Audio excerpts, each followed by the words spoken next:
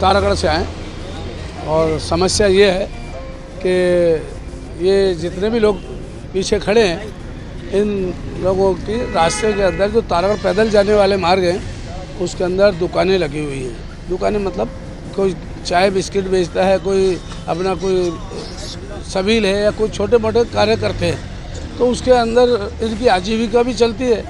और दूसरी बात यह है कि तारागढ़ पर एक बहुत प्राचीन दरगाह हज़रत मीरा साहब की है, तो लोग वहाँ सभी समुदाय के लोग दर्शन करने के लिए जाते हैं। और यात्री जो हैं लगभग 8-10 हज़ार आदमी प्रतिदिन तारागढ़ जाता है। तो कोई गवर्नमेंट की तरफ से या प्रशासन की तरफ से तो कोई रास्ते में ऐसी व्यवस्था नहीं, यहाँ तक के पोल लगे हुए लेकिन एक भी लाइट चालू नहीं है। ज़ायरीन के साथ कभी भी बहुत बड़ी हादसा भी हो सकता है। और ये जो दुकानदार हैं इनके वहाँ केबिन लगे हुए हैं, तो इनको नोटिस वगैरह वन विभाग ने दिया है कि साहब यदि आपकी ये संपत्ति है तो आप इसको क्लियर करो, नहीं तो हम इसको ध्वस्त करेंगे।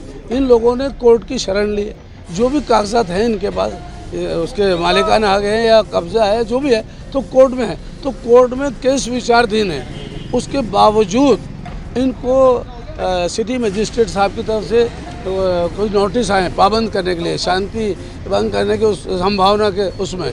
तो जबकि ये ऐसे कोई आपराधिक प्रवृत्ति के लोग नहीं हैं, इनके कोई मुकदमे नहीं है। तो हालांकि इसके खिलाफ हम लोग आगे रिवीजन डीजे साहब के यहाँ पेश करेंगे और उसमें तारीख 6 है। तो कहाँ से आए हैं, क्या समस्या है?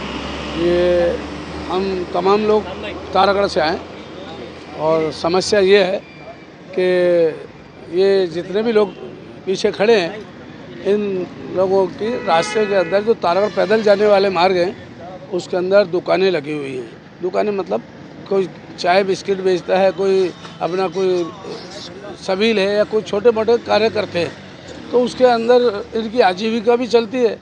और दूसरी बात यह है कि तारागढ़ पर एक बहुत प्राचीन दरगाह हज़रत मीरा साहब की है, तो लोग वहाँ सभी समुदाय के लोग दर्शन करने के लिए जाते हैं। और यात्री जो हैं लगभग 8-10 हज़ार आदमी प्रतिदिन तारागढ़ जाता है। तो कोई गवर्नमेंट की तरफ से या प्रशासन की तरफ से तो कोई रास्ते में ऐसी व्यवस्था नहीं, यहाँ तक के पोल लगे हुए लेकिन एक भी लाइट चालू नहीं है। ज़ायरीन के साथ कभी भी बहुत बड़ी हादसा भी हो सकता है। और ये जो दुकानदार हैं इनके वहाँ केबिन लगे हुए हैं, तो इनको नोटिस वगैरह वन विभाग ने दिया है कि साहब यदि आपकी ये संपत्ति है तो आप इसको क्लियर करो, नहीं तो हम इसको ध्वस्त करेंगे। इन लोगों ने कोर्ट की शरण ली है। जो भी कागजात हैं इनके पास, उसके मालिकाना हक है या कब्जा है, जो भी है तो कोर्ट में है। तो कोर्ट में केस विचाराधीन है, उसके बावजूद इनको सिटी मजिस्ट्रेट साहब की तरफ से कोई नोटिस आए पाबंद करने के लिए, शांति भंग करने के उस संभावना के उसमें। तो जबकि ये ऐसे कोई आपराधिक प्रवृत्ति के लोग नहीं हैं, इनके कोई मुकदमे नहीं है। तो हालांकि इसके खिलाफ हम लोग आगे रिवीजन डीजे साहब के यहाँ पेश करेंगे और उसमें तारीख 6 है।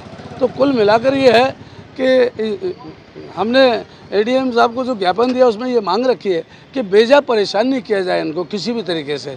बस यही हमारी एक मांग है, क्योंकि अगर रास्ते में ये सब दुकानें नहीं होंगी तो रास्ता हो जाएगा सूना, और सूने रास्ते में यात्रियों के साथ लूट पाट अन्य कोई भी गंभीर कार्य भी हो सकते हैं। लगभग कितने परिवार वहाँ? लगभग वैसे तो तारागढ़ पर रोज़ाना 8-10 हज़ार आदमी जाते हैं और तारागढ़ पर लगभग 2,500-3 हज़ार लोग निवास करते हैं।